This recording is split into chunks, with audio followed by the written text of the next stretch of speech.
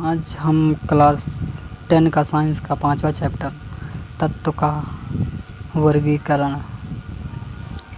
आज तत्व का वर्गीकरण दोस्तों को आप सबको हम आज इजी से बताने वाले हैं दोस्तों। तत्व का वर्गीकरण बहुत इजी दोस्तों, एकदम समझ लो बच्चे की तरह समझाएंगे, एकदम बहुत नॉर्मल दोस्तों, आप सबको समझ में आ जाएगा।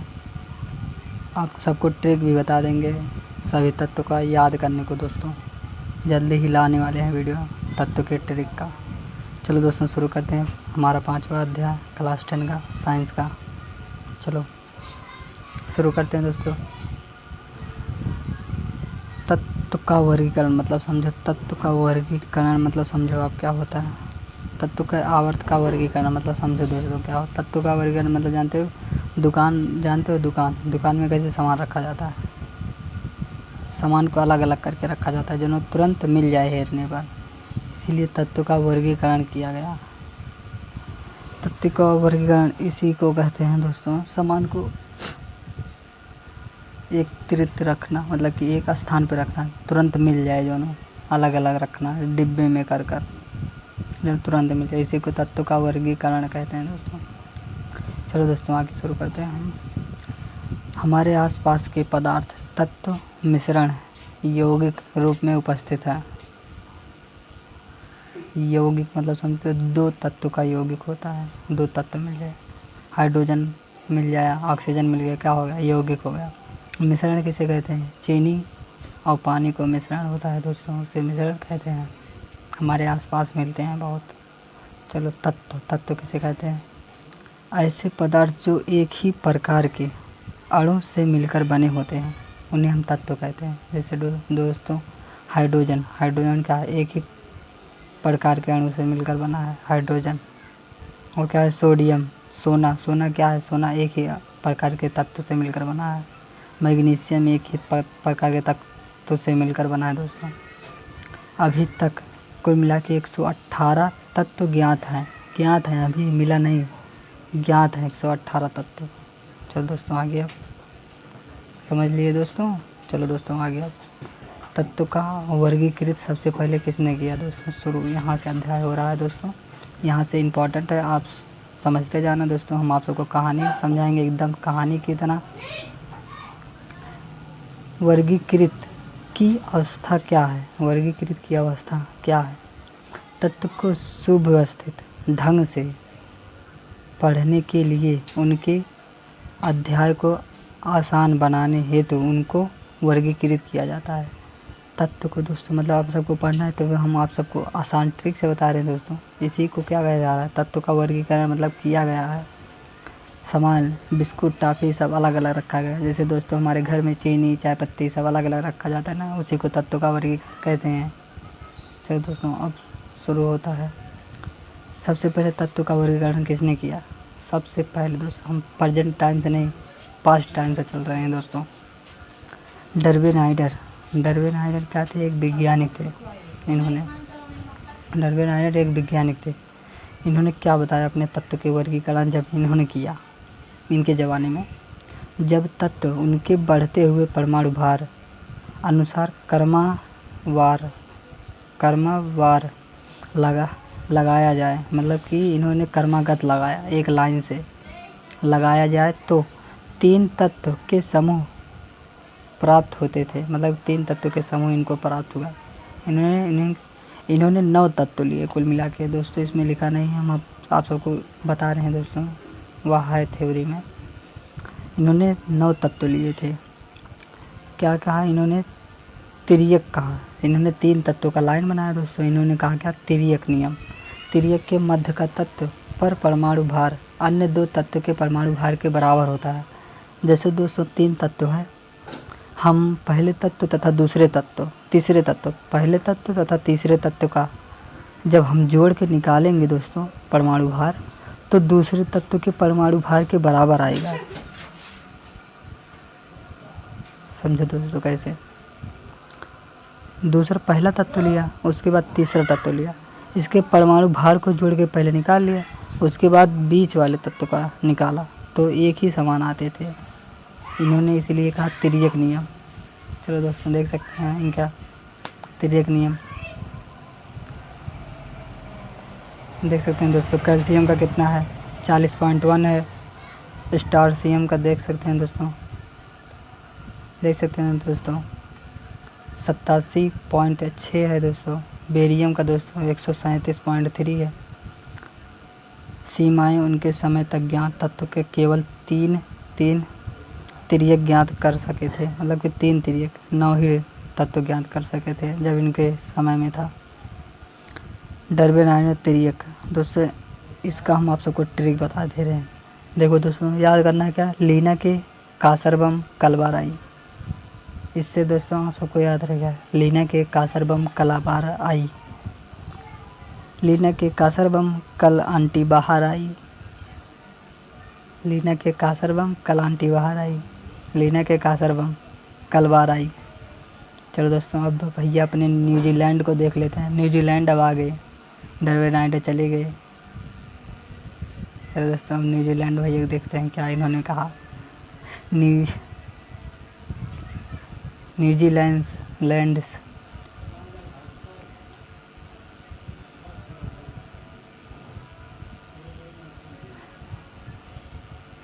न्यूलैंड का अष्टक सिद्धांत। न्यूजीलैंड है न्यूलैंड का अष्टक सिद्धांत। दोस्तों आप चलते थे इन भैया का देख लेते हैं क्या होता है न्यूलैंड का अष्टक नियम सिद्धांत। दोस्तों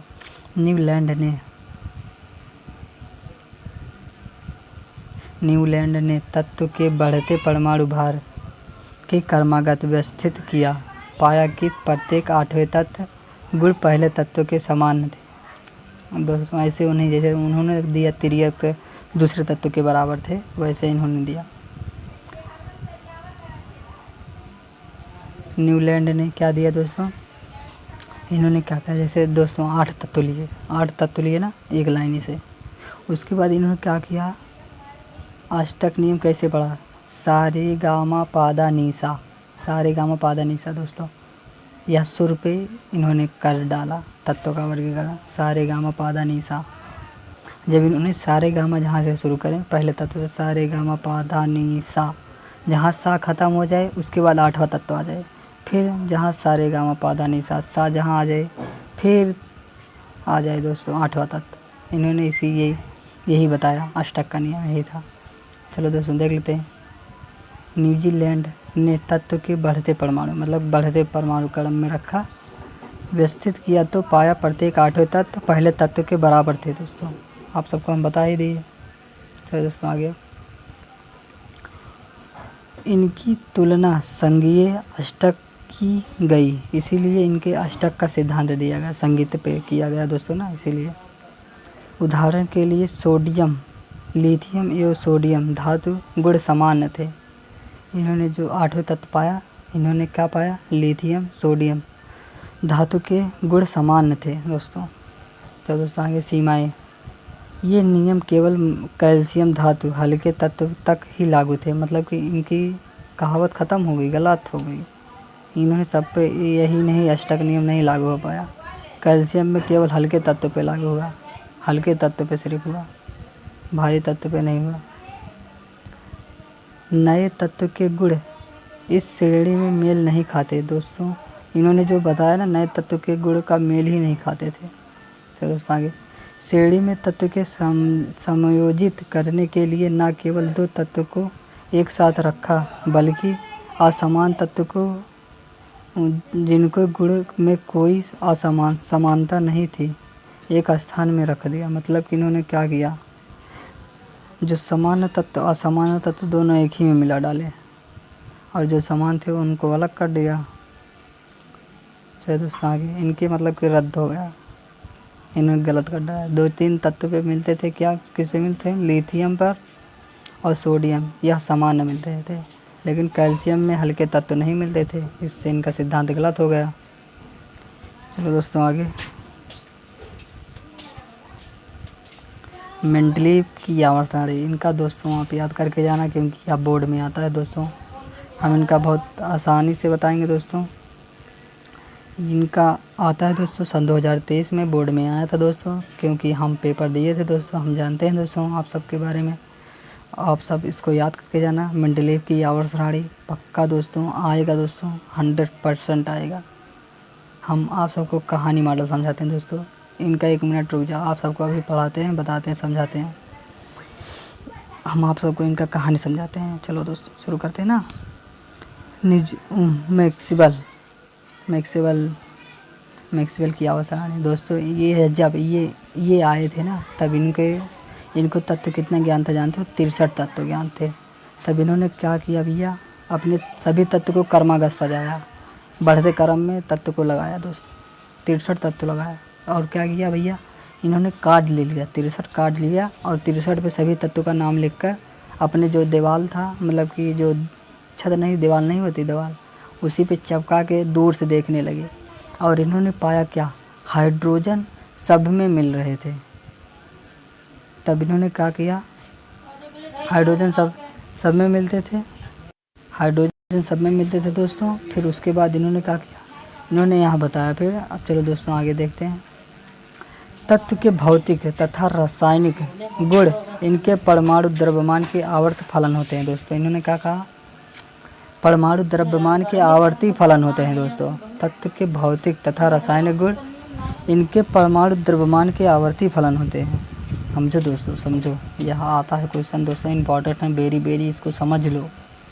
मेंडलीफ ने आवर्त श्रेणी में तत्व के रासायनिक गुणधर्म पर आधारित है, तत्व के आवर्त पर आधारित है दोस्तों। इसके 8 स्तंभ थे, मतलब कि 8 स्तंभ, साइड 8 थे, क्षैतिज 7 पत्तियां थी दोस्तों, 7 पत्तियां क्षैतिज, ऊर्ध्वपातन पद। इनके 8 ऊर्ध्वाधर स्तंभ थे, जिन्हें समूह कहते थे, तथा 7 क्षैतिज पंक्तियां थी, जिन्हें आवर्त कहते थे दोस्तों। चलो दोस्तों आगे। अब मेंडलीव की आवर्त श्रेणी में उपलब्धियां, क्या क्या इन्होंने उपलब्ध कराया। इन्होंने अपने आवर्त श्रेणी में क्या किया, कहीं कहीं पर कुछ स्थान छोड़ दिए थे, 3 तत्व के स्थान छोड़ दिए थे।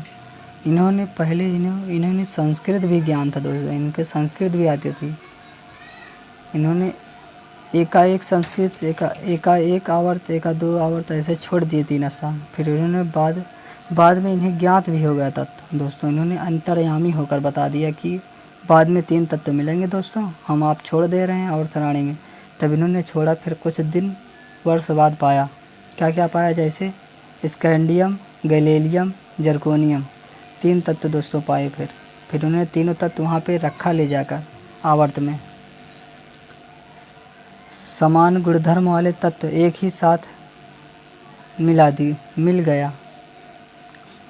पिछली अवस्था को छोड़े बिना ही अकृत गैस का पता लगाने पर इन्होंने अलग समूह में रखा, मतलब कि गैस जब मिला, इन्होंने हाइड्रोजन नहीं, आर्गन, इन्होंने 3 गैस मिली, इन्होंने जिसे ओ समूह दिया। सीमाएं, समस्थानिकों की स्थिति स्पष्ट नहीं की। समस्थानिक तत्व मतलब कि द्रव्यमान का सभी तत्वों पे नहीं लागू होते थे, इन्होंने स्पष्ट नहीं किया। और हाइड्रोजन का स्थान भी ना निष्कर्षित ना कर सके, मतलब कि हाइड्रोजन को कहीं ना रख सके। कुछ तत्व का परमाणु द्रव्यमान अनुसार अनुसूचित क्रम में था, मतलब कि कुछ अलग अलग ढंग से रख दिया था दोस्तों। इनकी यह सीमाएं आप याद करके जाना, सीमाएं भी आता है, इनकी क्या गलतियां थी दोस्तों, यही सीमाएं मतलब गलतियां होती है। चलो दोस्तों आगे इनका आवर्त देख लेते हैं दोस्तों। आप सब बड़ा तो होगा नहीं दोस्तों, हम आप सबको ऐसे दिखा दे रहे हैं।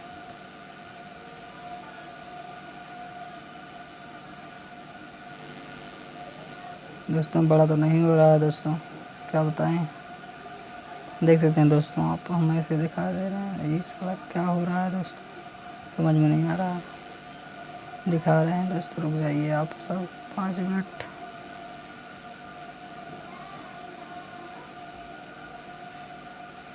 रुक जाइए दोस्तों, कट गया।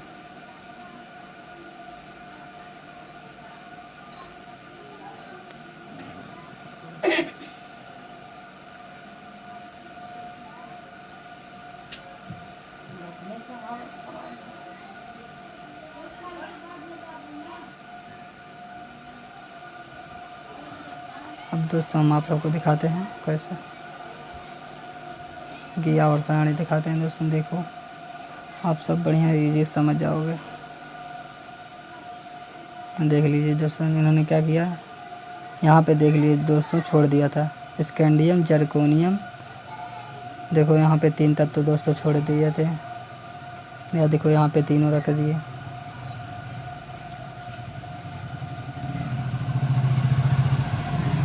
देख सकते हैं दोस्तों इनकी आवर्त सारणी। चलो दोस्तों आगे अब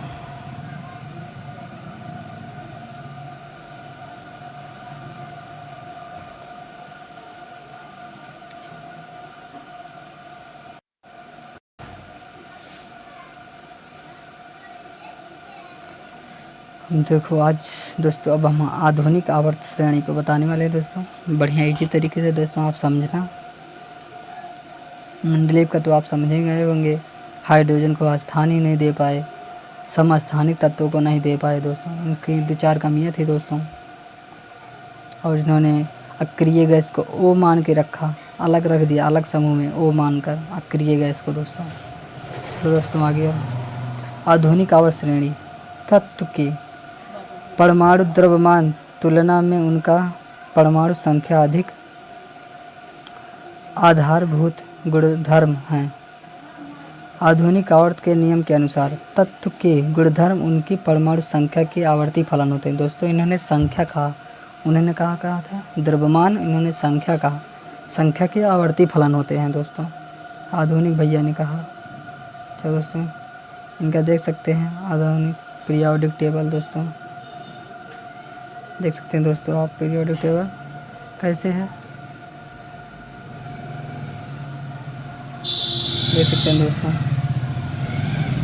क्या इधर इधर देखो दोस्तों धातु है, उधर अधातु है, बीच में उपधातु है। इधर देखो दोस्तों यह कुल मिला के 120 तत्व है दोस्तों। इसको आप याद कर लो दोस्तों फटाफट। चलो दोस्तों आगे हम आप चलते हैं।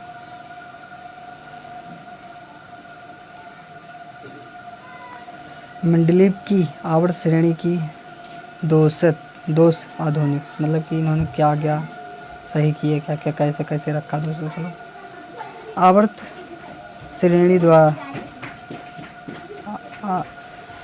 श्रेणी द्वारा दूर हो गए समस्थानिक में स्थित स्पष्ट की गई कि समान परमाणु संख्या वाले तत्व एक स्थान पर समान समूह में रखा गया। कोबाल्ट जिसकी परमाणु संख्या 27 है, वह निकिल परमाणु संख्या 28 से पहले आएगा। परमाणु संख्या सदैव पूर्ण संख्या होती है, अर्थात हाइड्रोजन हीलियम के बीच में कोई तत्व नहीं है। परमाणु संख्या Z से निरूपित किया जाता है, मतलब कि व्यक्त किया जाता है। परमाणु संख्या अणु के केंद्र में पाए जाते हैं, मतलब कि परमाणु संख्या कहाँ पाए जाते हैं, अणु के केंद्र में परमाणु संख्या पाई जाती है। जाने वाली प्रोटॉन की संख्या के बराबर होता है, मतलब कि परमाणु संख्या प्रोटॉन की संख्या के बराबर होता है। आधुनिक आवर्त श्रेणी में क्या ऊर्ध्वाधर इनके जनता कितना था, ऊर्ध्वाधर मतलब कि शीर्ष चौड़ाई कितना था 18 ऊर्ध्वाधर, मतलब कि 18 खाने बने थे, और जिन्हें समूह कहा गया, और 7 क्षैतिज पंक्तियाँ थीं दोस्तों। लंबाई ऊंचाई कितनी थी, 7 क्षैतिज पंक्तियाँ थी। चलो दोस्तों आगे किसी भी आवर्त में पाए जाने वाले सभी तत्व कोषों की संख्या समान होती थी। उदाहरण के लिए हीलियम दोस्तों 21, barium 22, barium 23, calcium 24, N nitrogen 25। इस सभी तत्व के कोष में संख्या समान थी। एक समूह में सभी तत्व के संयोजिक इलेक्ट्रॉनों की संख्या समान होती है। समूह 1 हाइड्रोजन 1, हीलियम, नाइट्रोजन, कैल्शियम। आप सब देख सकते हैं दोस्तों हाइड्रोजन का 1, हीलियम का 2.1, नाइट्रोजन का 2.8.1 कामा, कैल्शियम का 2,8,1 सभी तत्व के संयोजिक इलेक्ट्रॉन की संख्या 1 समान है। समूह के नीचे जाने पर कोशिकाओं की संख्या बढ़ती है, मतलब कि समूह नीचे जाने पर, जैसे हाइड्रोजन, हीलियम, लिथियम, बेरियम, वैसे नीचे आओगे दोस्तों तो आप सबको क्या होगा, एक संख्या कोशिकों की संख्या बढ़ती मिलेगी, मतलब एक एक संख्या जुड़ती रहेंगी।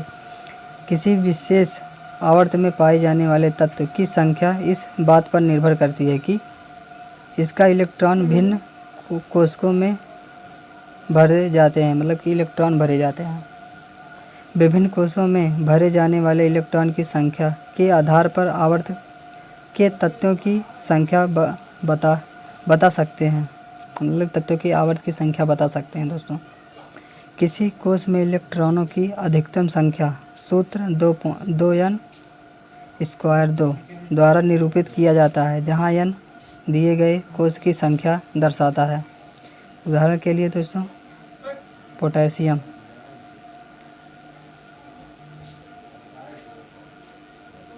देख सकते हैं दोस्तों, n बराबर 1 है, जहाँ गिव्स आउट 2 गुणे 1²।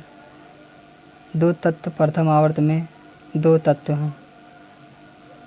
एल्युमिनियम नहीं दोस्तों, L, इसका 2 है, 2 गुणे 2² 8 तत्व प्रथम आवर्त के 2 तत्व में है। आवर्त श्रेणी के तत्व की स्थिति उनकी रासायनिक क्रियाशीलता को बताती है। संयोजकता इलेक्ट्रॉन द्वारा तत्व द्वारा निर्मित आबंध का प्रारूप संख्या निर्धारित होता है। जय हिंद दोस्तों, वंदे मातरम। कल मिलते हैं दोस्तों। वीडियो अच्छा लगा तो चैनल को सब्सक्राइब करना, साथ में बेल आइकन दबाना मत भूलना दोस्तों। जय हिंद, वंदे मातरम।